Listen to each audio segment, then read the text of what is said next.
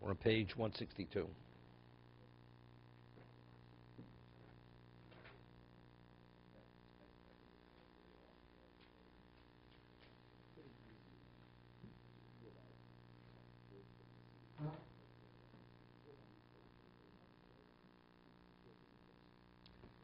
We're speaking about reflections. The key is to be able to reflect and see things. As he said, most people, as much as they have, they're always reflecting what they don't have rather than reflecting what they do have. And whatever level they achieve, they're right away they're looking for the next level of achievement. And therefore people are not appreciative and don't feel any sense of beholdenness to Hashem. Hasheni, second problem, why people do not reflect.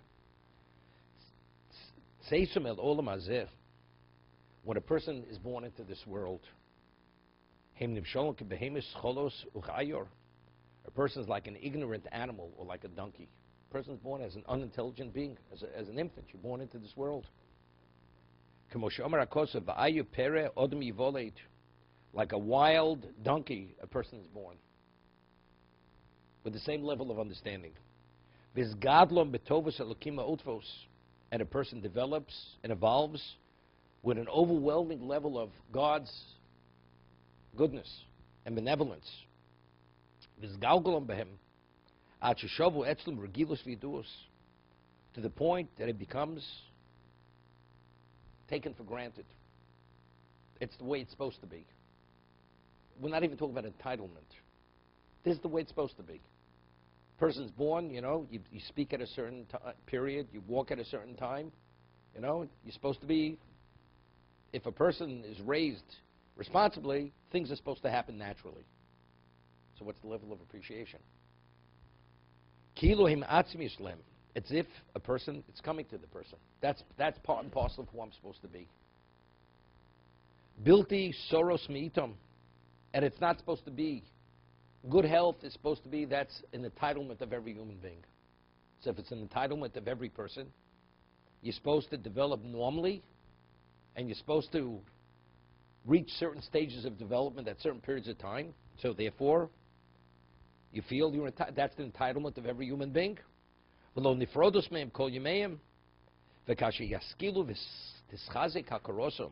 Says, however, when a person develops intelligently, and the level of recognition and appreciation becomes more profound, then they begin comprehending God's goodness that He bestows upon him.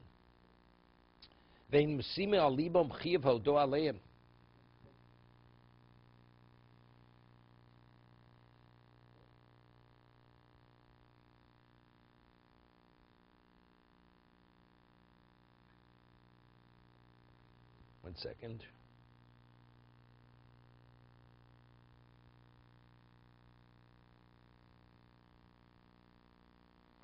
So what is it? Eino mesim al libom. Kasha yaskil dischas gorosa yiskulu tovas habor aleim. But they the mesim al libom chiv hodo aleim. Even though they recognize it's, of course, it's because of God, but they don't feel any sense of appreciation. They she'enim yodim malas hatova meitiv bo aleim, because they don't appreciate and understand the value of the goodness and the one who provided for them. Like we say in the negative, misery loves company. The same thing, if everybody's healthy. So why should I be appreciative? This is a general endowment. Everybody. You're born, you develop normally. Every average normal person develops normally. So the few or the minority don't develop normally. Correct? I mean, that's the way it is.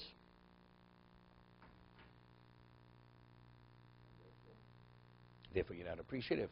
You recognize it's God. Of course, God allows things, but I'm not any different than anybody else. Everybody's supposed to. That's the way you're supposed to develop. That's a normal human being. So of course, you recognize it's God, but do you have any appreciation? You don't have any appreciation for it, because that's the way it's supposed to be. So if that's the way it's supposed to be, then you're not appreciative. It's interesting. Sometimes there are all kinds of parents, the way they raise their kids. Sometimes you grow up, and you understand. Some parents are dedicated to their children, that as long as the child behaves as he should behave, There's nothing a parent won't provide for a child. Support, assistance, this and that.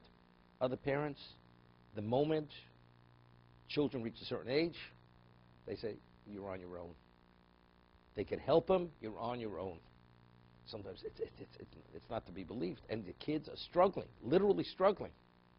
And literally, they have difficulty making ends meet. They could help them, they won't help them.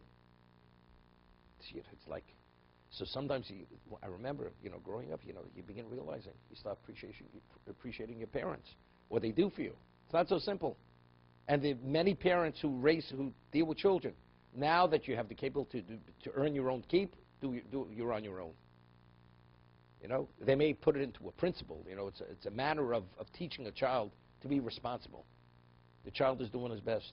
He's doing his best. We're not talking about the child or the man or the woman is not working, or whatever it is. They're doing their best. They can't make ends meet. Or they do, but it's difficult.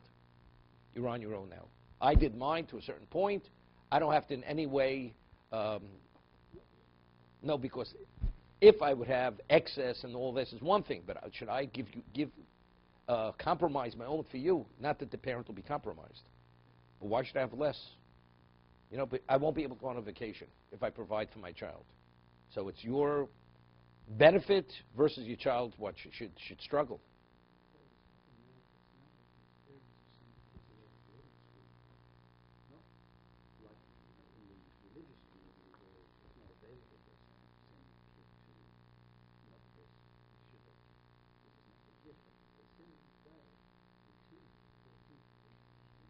Correct, I know that.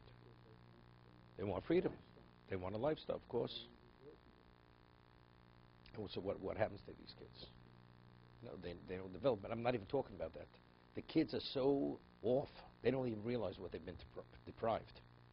I mean, they have tremendous anger. Where does it emanate? Unless they're in therapy, they don't even understand why their predicament is what it is, their emotional situation. To be continued. No.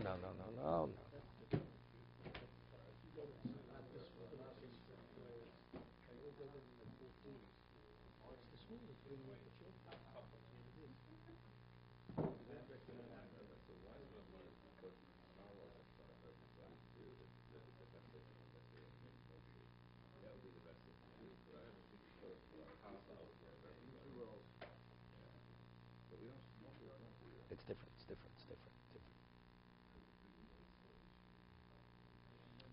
With the Shemekon is Baruch HaMachas Melech. Motzi, everybody, it's not a problem distributing bread. Okay, we'll talk about it. Most people don't give each person his own cup of wine. They distribute the wine. That's how it's done.